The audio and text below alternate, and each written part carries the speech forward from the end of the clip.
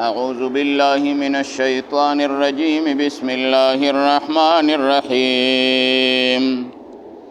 لا إكراه في الدين قد تبين الرشد من الغي فمن يكفر بالطاغوت ويؤمن بالله فقد استمسك بالعروة الوثقى لا انفصام لها والله سميع عليم سبحانك لا علم لنا إلا ما علمتنا إنك أنت العليم الحكيم رب اشرح لي صدري ويسر لي أمري واحلل عقدة من لساني يفقه قولي. درېمه سپاره ده، دویمه رکوع ده، 256 نمبر آیات مبارک ده سورت بقره کې. وړاندې آیات الکرسی کې د الله رب العزت د وحدانیت بهترین صفات او دلایل ذکر شو چې الله رب العزت په دې وجه باندې معبود برحق دی چې د الله رب العزت په ذات کې کوم صفات دي نو هغه صفات هغه په نور ټول مخلوق کې نشته دی. دغه معبودان باطله چې د هغې عبادت کافران کوي نو دغه څیزونه د عبادت قابل او لایق نه دي او دا خبره په دلیل سره معلومه او ثابته شوه. نو د هغې نه بعد دا آیات مبارک د آیات الکرسی سره په اعتبار د فضیلت سره تړلی شوی دی. څنګه چې د صورت مبارک په ابتدا کې ذکر شوي و چې په صورت بقره کې 10 آیاتونه مبارکه دي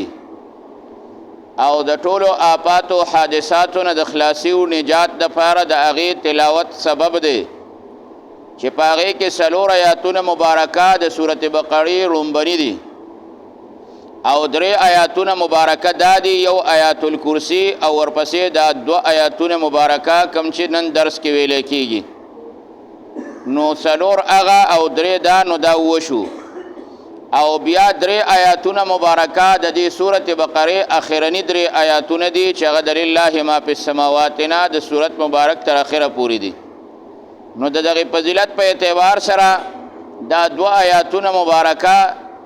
دا د دې آیات الکرسی سره تړلي دي او د دې لا اکراه فی الدین د مخکینی آیات مبارک سره ربط دا دی چې په دې مخکینی آیات الکرسی کې د الله رب العزت وحدانیت په صفاتو د باری تعالی او دغه شان په دلایلو سره ثابت شو. نو حاصل د مخکینی آیات مبارک دا دی چې دین اسلام دا کامل دی او دا معلوم دی، روخانه دی. نو چې کله دین اسلام روخانه دی او د الله رب العزت په وحدانیت باندې دلایل نقلیه او عقلیه هغه ټول موجود دی، نو د دینه بعد چې د داسې دین نه چې هغه دین اسلام دی او دین د الله د وحدانیت دی د هغې نه چې څوک انکار کوي نو پته ولګېده چې هغه انکار به بیا د ضد او د عناد په وجه باندې وي. نو بیا هغه ضد او عناد والا بنده چې دی هغه په زوره باندې دا دین د اسلام نه قبلی. نو په دې وجه باندې الله فرمایي لا اکراه فی الدین، نشته دی جبر او زورنه په چا باندې په دین کې، یعنی ای علی الدخول فیه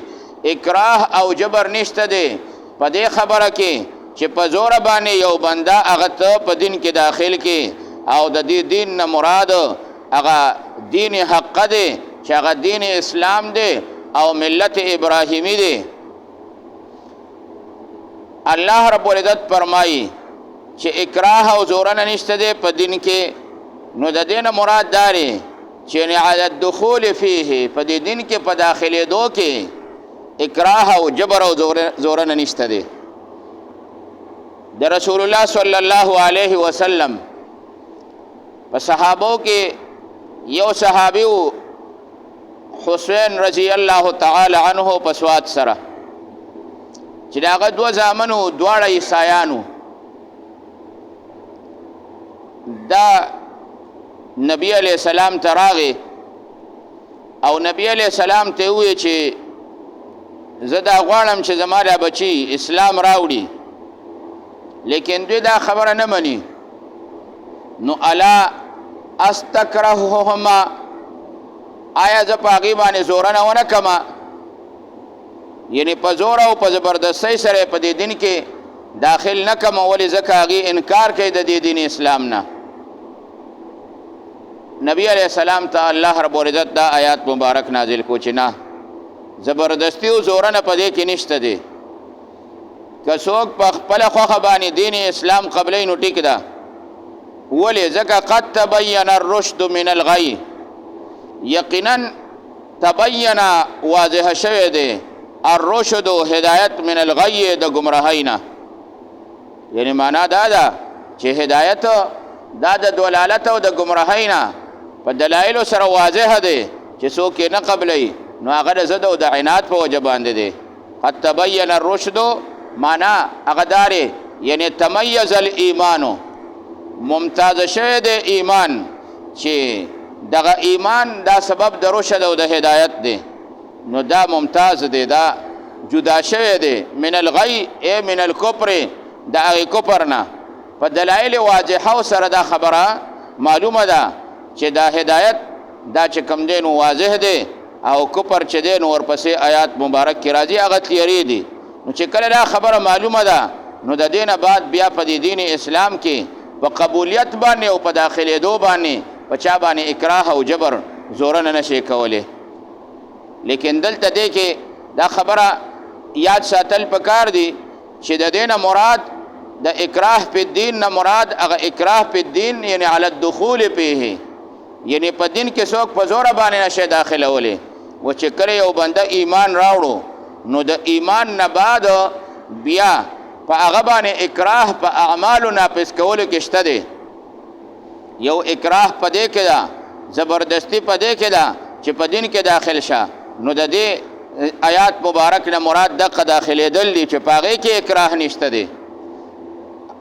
ذکر ایمان تعلق چې دی نو دا د قلب سره دی د زړه سره دی که یو سړی موږ او تاسو په زوره باندې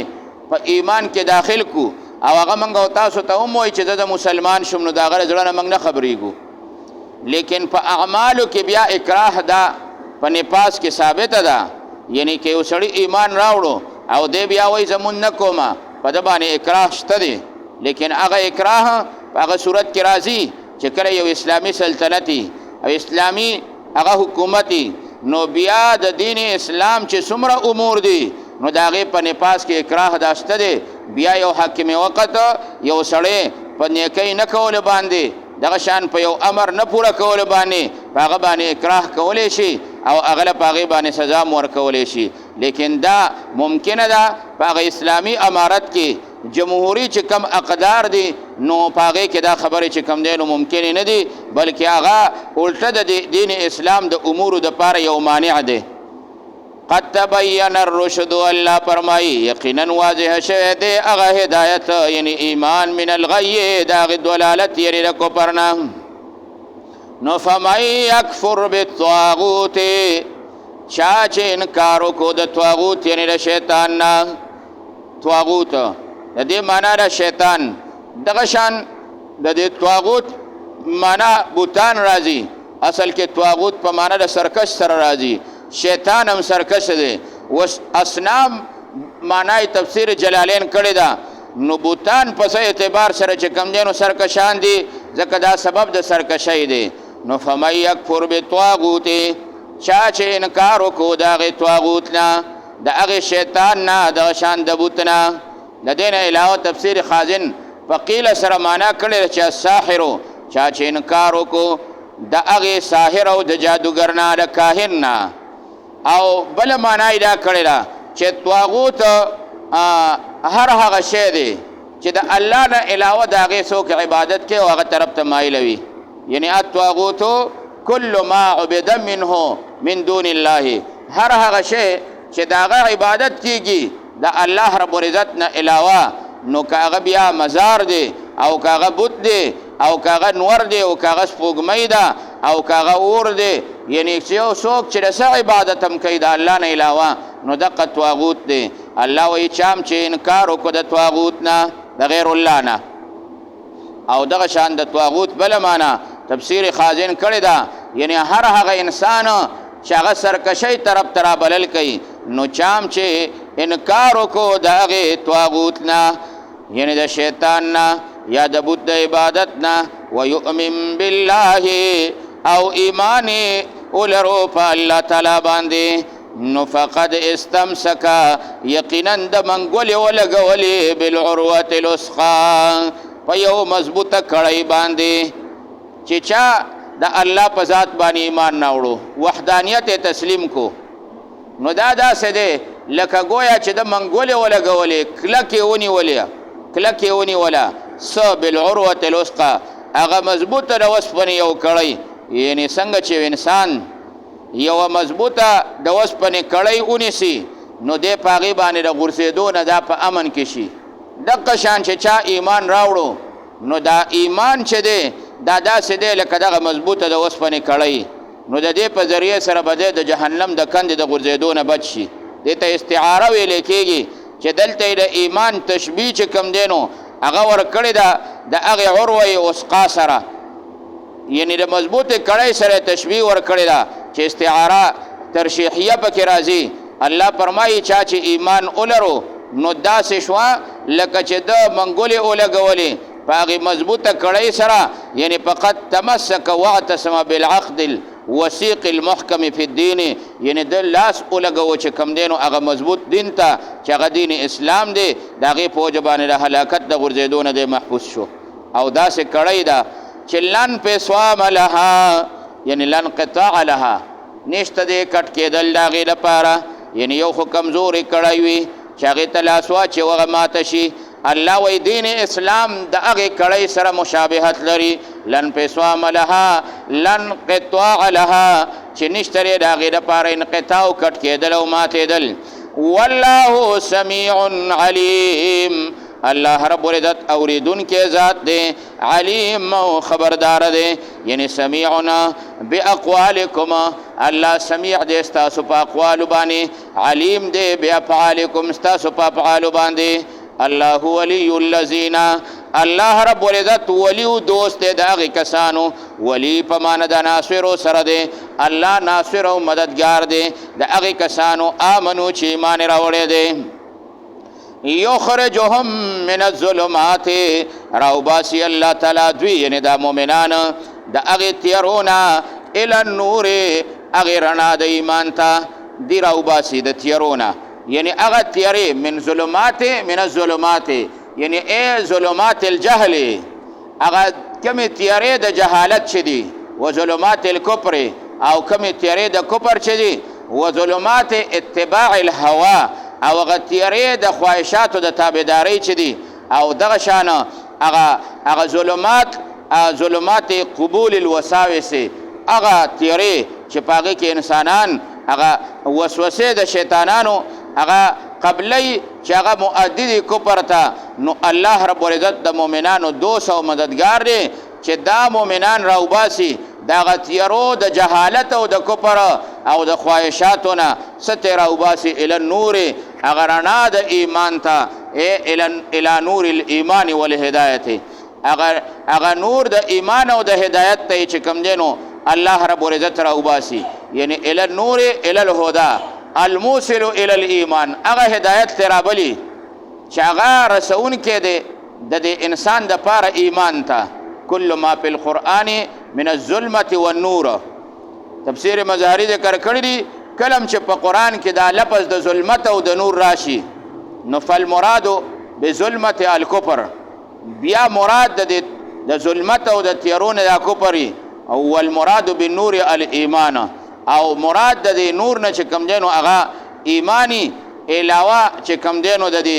یو صورت مبارک نه چې په قرآن کې صورت انعام کې وجعل الظلمات والنور راغلی دی نو هلته د ظلمات نه مراد شپه ده او د نور نه مراد چې کوم دی نو هغه ورځ ده د دغې صورت انعام نه علاوه تفسیر مظهری ذکر کړی دی چې کوم ځای کې لفظ د ظلمات او د نور راشي نو د ظلمات نه مراد ظلمت الکفر تیاره د کفر او ظلمت الضلالت هغه تیاره د گمراهی او د نور نه به مراد چې کوم دی نو نور الایمانی او نور الهدایت به وي نو الله رب العزت راوباسي دوی چې کوم دی نو د هغه تیرو د کفر او د شرک او د جاهلیت او د خواهشاتو د تابعدارۍ نه هغه نور د ایمان او د هدایت ته. دا ظلمات لفظ دا د ظلمتون جمع ده، نور مفرد راغلی دی، واحد دی. نو ظلمات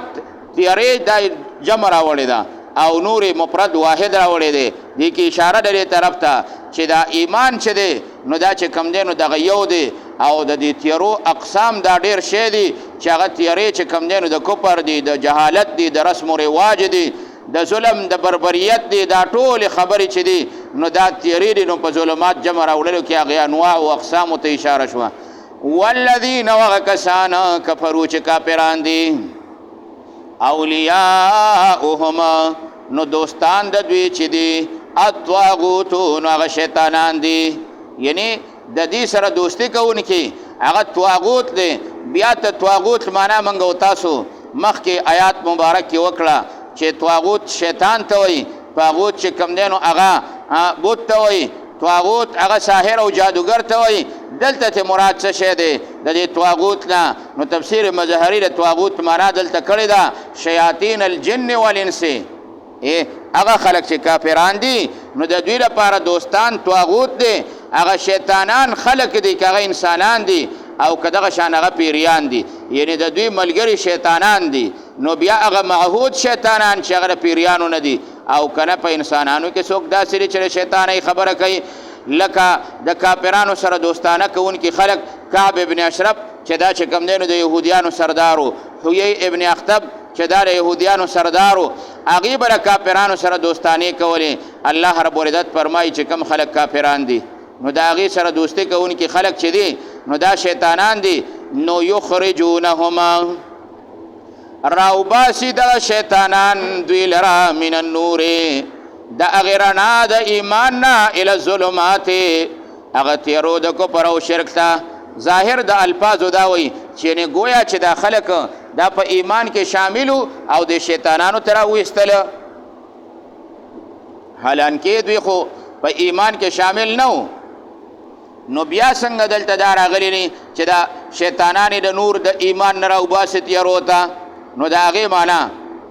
تفسیر مظهري داسې کړې ده چې رسول الله صلی الله علیه وسلم فرمایي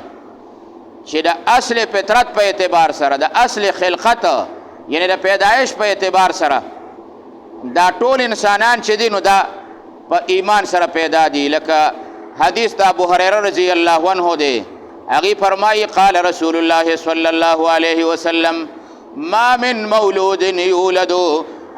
ما من مولودنا نشته دی یو بچی الا یولدو مگر هغه پیدا شوی دی علی الفطرت په فطرت اسلامی باندې. هر بچی چې په دنیا کې پیدا کیږي که هغه د کافر په کور کې دی، که د یهودي او د عیسائی په کور کې دی، او که د هندو په کور کې دی، او که د مسلمان په کور کې دی، نبی علیه السلام وایي دا چې کوم دی نو الله په فطرت اسلامی پیدا کړی دی. لیکن بیا په ابواه یهودانه او ینصرانه او یمجسانه، مور او پلار ته بیا یا یهودي جوړ کړي د تربیت په اعتبار سره، یا ته عیسائی جوړ کړي او یا ته دغه شان مجوسي جوړ کړي. نو دلته مقصد دا دی چې کوم خلک کافران دي نو د دې دوستان شیطانان دي، او هغه شیطانان دوی د هغې نور نه، هغه نور په کم نور باندې چې دوی الله پیدا کړي چې هغه اصل فطرت او خلقت دی، نو د هغې نه الله راوباسي الی الظلمات هغه تیرو د کفر او شرک ته. اولئک اصحاب النار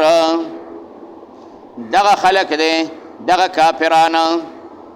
اصحاب النار چې دوی خاوندان د اور دي، هم فیها خالدون دیو په هغې کې د همیشه لپاره اوسېدونکي وي. لا اکراه نشته دی اکراه زبردستی او جبر فی الدین، په دین کې یعنی د دین په داخلېدو قبلېدو کې اکراه نشته دی. قد تبین الرشد یقینا واضح شوی دی هدایت من الغی د هغې ګمراهۍ نه، ایمان واضح شوی دی د کفر نه په دلایل واضحو سره. فمن یکفر چا چې کفر وکړو انکار یې وکړو بالطاغوت د هغې طاغوت او سرکشه نه چې شیطان دی بت دی، ویؤمن بالله و ایمان یې ولرو په الله تعالی باندې، فقد استمسکا یقینا د منګولې ولګولې بالعروة الوثقی په هغې مضبوطه کړۍ د اسلام باندې. لن فسوام لها چې نشته دی کټ کېدل د هغې کړۍ دپاره. والله الله تعالی سمیع اوریدونکی دی، علیم خبردار دی. الله تعالی ولی الذین 200 مددگار دے دا اغی کسانو آمنو چی ایمان راوڑے یخرجهم من الظلمات راو باسی اللہ تعالی دوی داغی تیرو دا کپر او دا دولالتنا الى النور رنا دا ایمان او دا ہدایتا والذین وغکسان کپرو چی کپر کڑے دے اولیاؤهم الطواغوتو نو دوستان دا دوی چی دیغ شیطانان دی یخرجونهم من النور نو دغه شیطانان دوی راو باسی داغی نور د ایمان او د هدایتنا کم چې تخلیقی اعتبار سره دی